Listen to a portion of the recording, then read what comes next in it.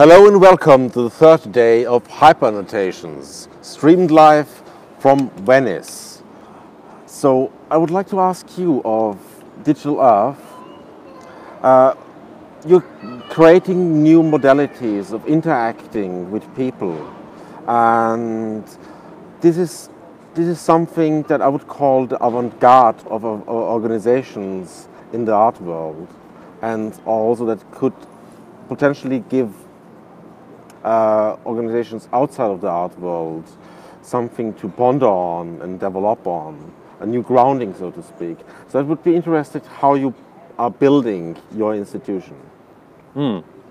Well, actually, indeed, it organically grew from like a small group of people into this larger network. So we are also dealing with all these issues of scale, so to say. And we are a network indeed of like artists and designers, architects from Africa and Asia mostly, working throughout social media, Google Hangouts, all kinds of online platforms. And now we're indeed in a situation that we want to professionalize and like build this in an institution. But we're looking, like what would be the best way to do that. We want to keep the kind of fluidity of the network and like these online meetings, but at the same time also, kind of institutionalize it and see if we can, grow it beyond just a project phase. So this is a bit where we are at the moment. I'm interested in the idea of fluidity, especially when we are in a ocean city like Venice, and you can't not quote Zygmunt Bauman if you think about fluidity. And there are still like old ingrained organizational habits that we just use without thinking of how we can reground ourselves. So I'm interested in what is the grounding, what is the foundational organizational structure of Digital Earth, and how did you start out with organization, and how do you develop in the future?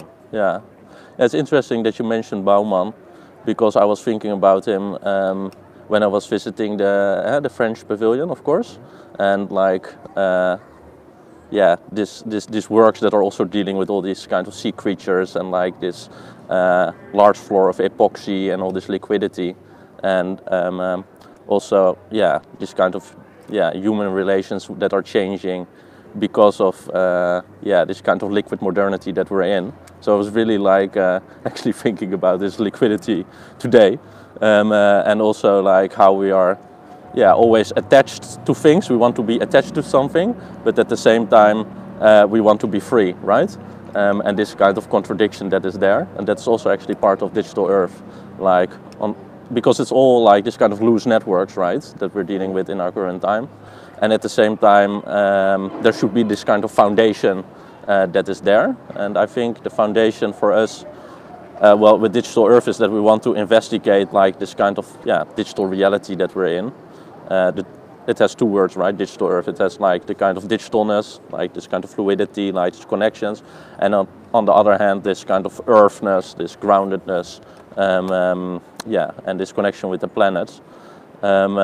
Without the rare earth materials, we would have no digital world.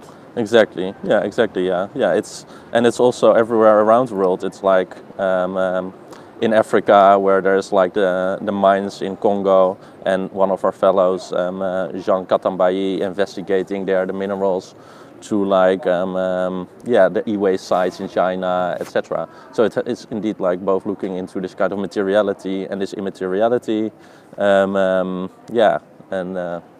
what we're doing. I think also the kind of common ground between all these fellows is that that we're obsessed with this duality, like this fluidity and this digitalness on the one hand, and this kind of material aspects on the other hand.